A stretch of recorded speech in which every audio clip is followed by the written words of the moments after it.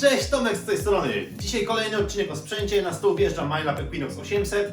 Instrukcja, podstawy dla tych wszystkich, którzy jeszcze sprzętu nie znają, uczą się go lub planują dopiero kupić. Zapraszam serdecznie do oglądania. Ok, zaczynamy od wyświetlacza, wskaźników na nim oraz guzików. Zaczynamy od uruchomienia wykrywacza tym czerwonym przyciskiem z boku obudowy. Wykrywacz włącza się, ale zajmuje mu to chwilę. Tak samo wyłączamy go.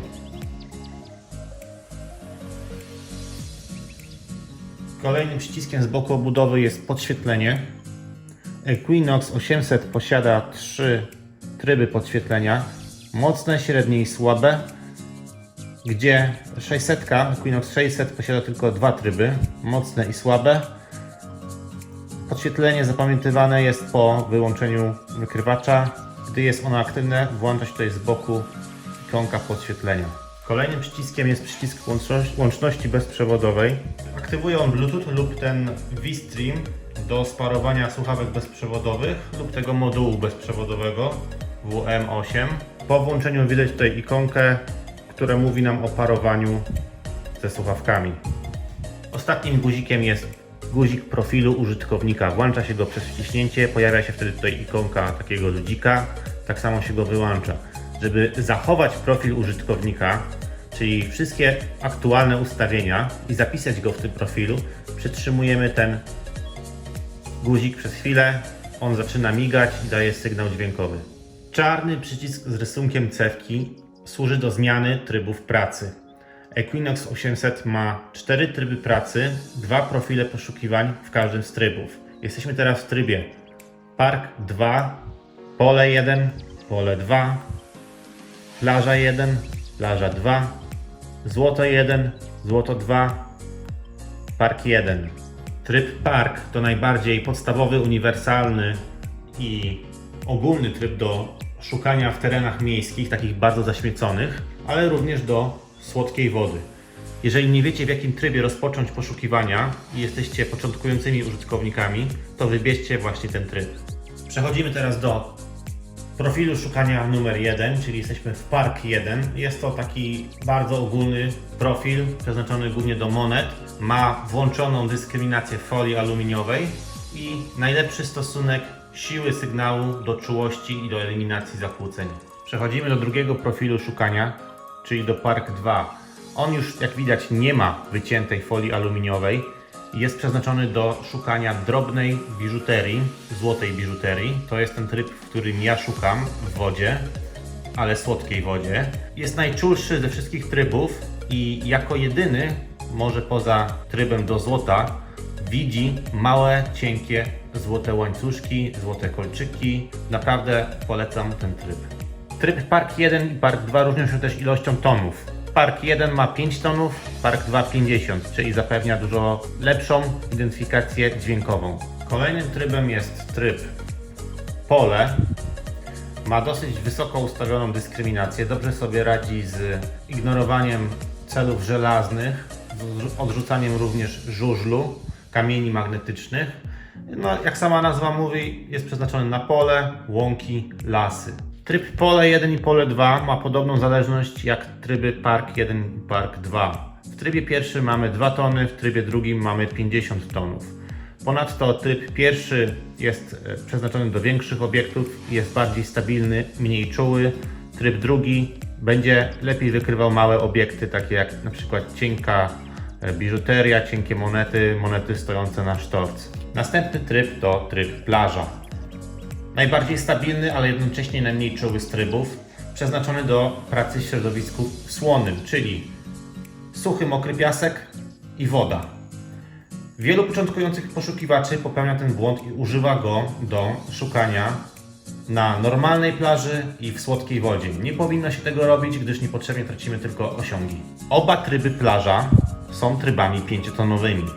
Tryb numer 1 jest przeznaczony na suchy oraz mokry piasek, tryb numer 2 na wodę. Kolejnym trybem jest tryb Złoto. Przeznaczony do szukania samorodków złota. Ma on ciągle włączony ton dźwiękowy, który ułatwia nam znalezienie najmniejszych drobinek. Nie ukrywajmy, w Polsce jest niewielu poszukiwaczy samorodków, no ale zdarzają się oni. Z kolei w Australii jest to zajęcie dosyć popularne. Do jakich celów przeciętny użytkownik Equinoxa mógłby używać tych trybów? W momencie, gdy wiemy, że szukamy bardzo małego złota, gdzieś na przykład na plaży, w piasku, zapięcia od kolczyka, cieniutkiego łańcuszka, a tryb Park 2 sobie nie poradził, zawsze możemy spróbować odnaleźć go tym trybem. Tryb 1 jest to tryb do poszukiwania w normalnych warunkach, kiedy tryb numer 2 jest przeznaczony do warunków trudnych. Przechodzimy do przycisku zmiany częstotliwości. Mamy tutaj do wyboru zakres pracy od 5 do 40 oraz opcję Multi. Multi oznacza, iż wykrywacz pracuje we wszystkich częstotliwościach jednocześnie. Jest to taka charakterystyczna cecha, z której słynie ten wykrywacz. Co daje nam technologia Multi IQ? Detektor osiąga wysoką dokładność identyfikacji cyfrowej znalezisk na dużych głębokościach i przewyższa pod tym względem możliwości innych wykrywaczy. Zapewnia stabilną pracę w słonym piasku i w wodzie przy zachowaniu wysokich osiągów, dobrej czułości i głębokości. Oraz to, co sam zauważyłem, co pierwsze rzuciło mi się w oczy, przy użytkowaniu to niesamowita głębokość Equinoxa w trudnych warunkach, np. w wysokiej mineralizacji gleby. Przechodzimy do kolejnego przycisku, tutaj podkówki, czyli trybu All Metal. Służy on do szybkiego włączania i wyłączania dyskryminacji w danym trybie. Możemy go włączyć i zastosować w każdym z trybów. Po wciśnięciu detektor widzi i słyszy wszystko. Widzimy cały stalowy złom. Kolejnym przyciskiem, a zarazem funkcją jest przycisk Pinpoint. Po wciśnięciu detektor przechodzi w tryb dokładnego namierzania celu. Im bliżej środek cewki znajduje się celu, tym ton dźwięku narasta, a segmenty tutaj zapalają się. Zapalenie się wszystkich segmentów dyskryminacji aż tutaj do samej góry oznacza, że cel znajduje się bezpośrednio pod cewką. Kolejny guzik to przycisk Akceptuj, odrzuć. Sam w sobie nie spełnia on żadnej funkcji. Przyciski plus i minus w trybie szukania, czyli w tym trybie, w którym teraz jesteśmy, służą do zmiany czułości wykrywacza. W trybie opcji służą do zmiany wartości danego ustawienia. Na samym środku mamy przycisk ustawień, który po wciśnięciu umożliwia nam dostęp do różnych ustawień wykrywacza. Kilka słów o czułości i jej ustawianiu. Skala czułości wynosi od 1 do 25. Zmieniamy ją plusem i minusem. Standardowa czułość fabryczna to 20. Nie zaleca się stosowania zbyt dużej czułości na siłę. Wykrywacz musi pracować stabilnie i nie wzbudzać się, nie łapiąc żadnych zakłóceń z powietrza. Z tej strony tutaj mamy skalę czułości. Im więcej tych czarnych prostokącików, tym wyższą czułość mamy ustawioną. Pokażę teraz, jak nawigować po menu ustawień i je włączać i zmieniać. Żeby włączyć ustawienia, wciskamy przycisk koła zębatego. Jesteśmy teraz w menu ustawień. Ponowne przyciśnięcie tego samego przycisku powoduje zmianę na kolejną zakładkę. Tutaj na dole mamy opisane wszystkie ustawienia po kolei. Niektóre z ustawień mają ustawienia zaawansowane. Przez wciśnięcie i przytrzymanie na 2 sekundy koła zębatego przechodzimy do menu ustawień zaawansowanych. Żeby cofnąć, wciskamy zębatkę. Żeby całkowicie wyjść ze wszystkich ustawień i powrócić do trybu szukania, wciskamy przycisk Pinpoint. Przechodzimy do pierwszej z opcji, czyli do wyciszania zakłóceń. Co ona robi? Wyciszanie zakłóceń minimalizuje wpływ zakłóceń elektromagnetycznych z otoczenia, takich jak np. linie wysokiego napięcia czy inne wykrywacze, na nasz wykrywacz. Jak wykonać automatyczne wyciszanie zakłóceń? Podnosimy cały wykrywacz z cewką do góry, z dala od ziemi i wciskamy przycisk zatwierdzania. W tym momencie wykrywacz sam automatycznie dobiera sobie kanał, na którym jest najmniej zakłóceń. Wybrał kanał numer 7. Mamy teraz wykonane wyciszanie zakłóceń.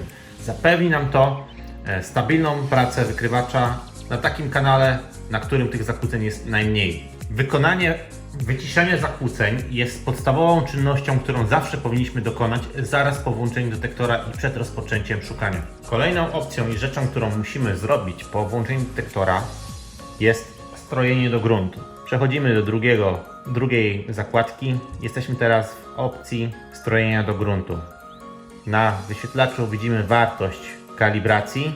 Żeby wykonać automatyczne strojenie do gruntu, w tej opcji wciskamy i trzymamy przycisk zatwierdź i pompujemy cewką do gruntu.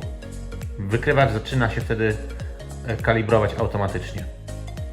Wybrał wartość 9, mimo że ja nie robiłem tej kalibracji, tylko jest teraz cewka skierowana w stronę ściany. Następną możliwością, jaką mamy przy strojeniu gruntu, jest możliwość włączenia śledzenia gruntu, czyli tak zwanego trackingu. W tym momencie ta opcja jest włączona, bo mamy tutaj w prawym górnym rogu ikonkę, która nam o tym mówi. To jest takie pofalowana linia z kreską. Jak ją włączyć i wyłączyć i co ona robi?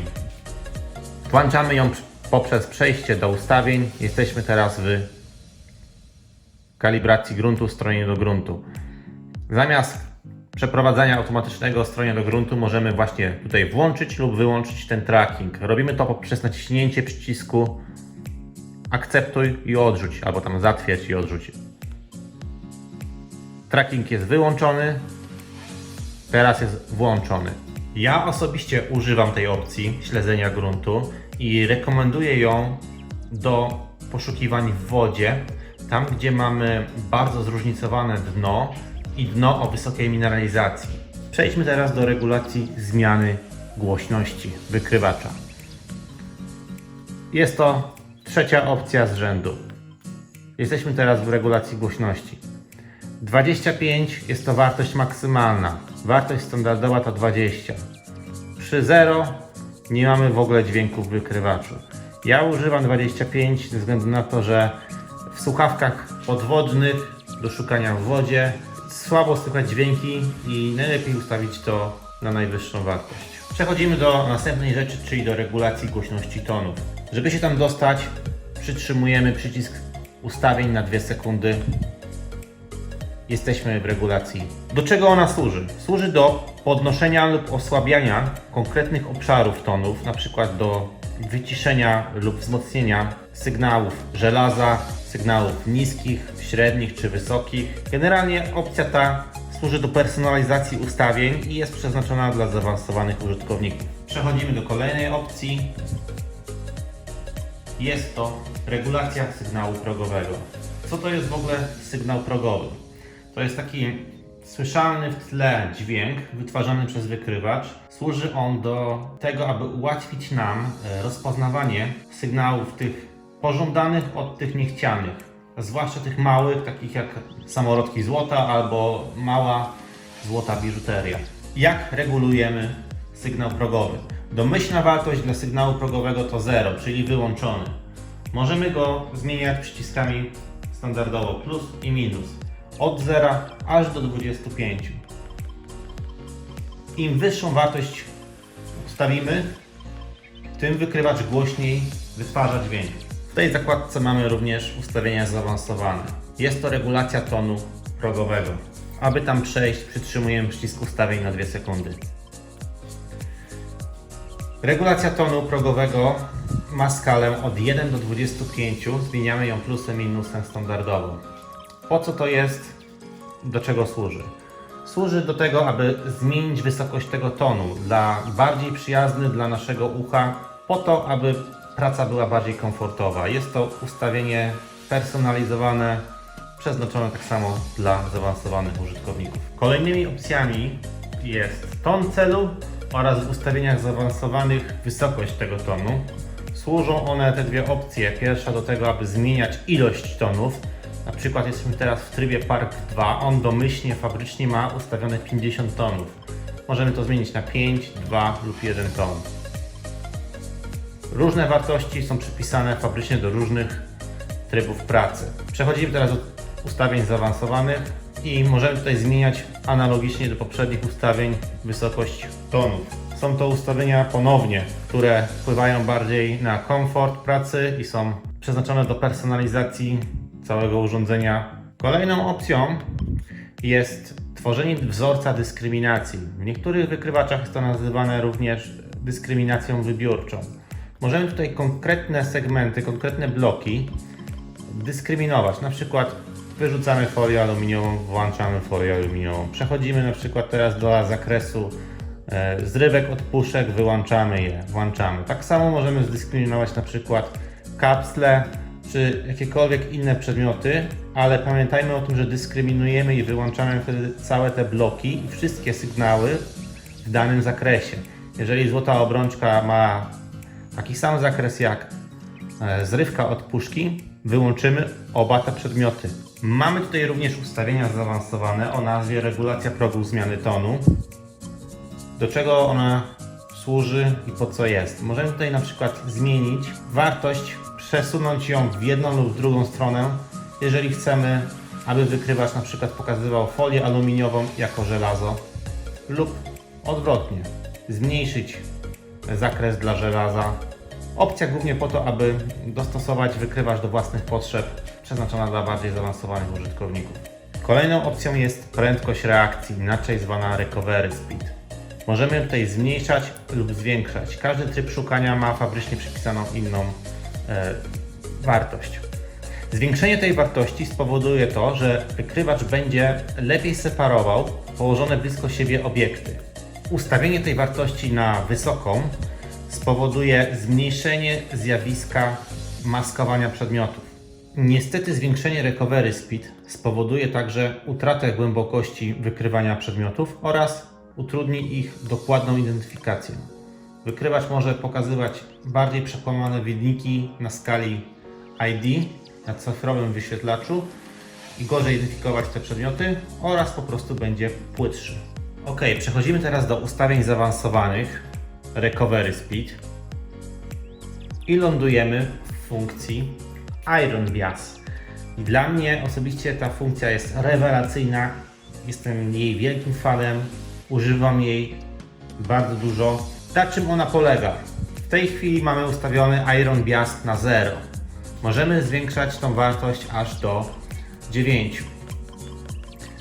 Iron Bias jest to funkcja, która wzmacnia lub osłabia sygnały kolorowe leżące koło sygnałów żelaznych. Co mam na myśli? Sytuacja jest taka. Leży sobie złota obrączka i obok niej leżą na przykład dwa żelazne gwoździe. W normalnych warunkach sygnał tej złotej obrączki zamaskowany by był przez żelazne gwoździe.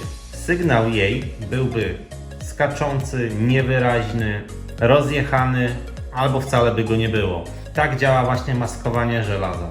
Dzięki tej funkcji i zmniejszeniu wartości na niską, w tym wypadku u mnie jest ona zawsze ustawiona na 0, wzmacniany jest sygnał koloru, wydobywany on jest na wierzch, przez co wykrywacz go odczytuje jako czysty, kolorowy sygnał. Taki, którego nie ominiemy i którego na pewno wykopiemy. Jeżeli byśmy mieli z drugiej strony ustawiony Iron Bias na 9, wykrywacz zdyskryminowałby całkowicie ten sygnał i go w ogóle nie pokazał.